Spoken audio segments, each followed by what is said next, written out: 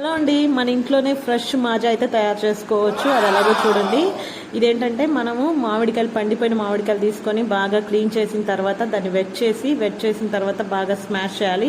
చెడిపోయిన మామిడికాయలను అయితే యూజ్ చేయకూడదు, ఎందుకంటే టేస్టే చేంజ్ అయిపోతుంది. మంచి మామిడికాయలనే తీసుకోండి. అలా స్మాష్ చేసిన దాంట్లో సరిపడా మీ టేస్ట్కి సరిపడా పంచదార కలపండి. అలాగే 1 టైం మాత్రమే మనం మిక్సీ గ్రైండ్ చేసుకోవాలి. ఆ మిశ్రమాన్ని గ్రైండ్ చేసుకున్న తర్వాత ఒక గాజు సీసాలో మనం స్టోర్ చేసుకున్నట్టయితే మినిమం 6 months అయితే పక్కా ఉంటుంది. ఇదేంటంటే ఎటువంటి ప్రిజర్వేటివ్స్ కానీ లేకపోతే ఎటువంటి న్యాచురల్ కలర్ కాకుండా ఎటువంటి కలర్స్ కానీ ఇట్లా లేవు కాబట్టి మన హెల్త్కి చాలా మంచిది. సేమ్ మ్యాంగో తిన్న ఫీలింగ్ అయితే మనకి కంపల్సరీ వస్తుంది. పిల్లలకి కూడా చాలా బాగా నచ్చుద్ది. ఇక్కడ నేనైతే మిల్క్ మేడ్ మిక్స్ చేసుకున్నాను. మీ అందరూ మీకు నచ్చినట్టు డ్రై ఫ్రూట్స్, మిల్క్ మేడ్ ఏదైనా కానీ యూజ్ చేసుకొని మీ పిల్లలకైతే సర్వ్ చేయొచ్చు. చాలా బాగా నచ్చుద్ది. ఈ వీడియో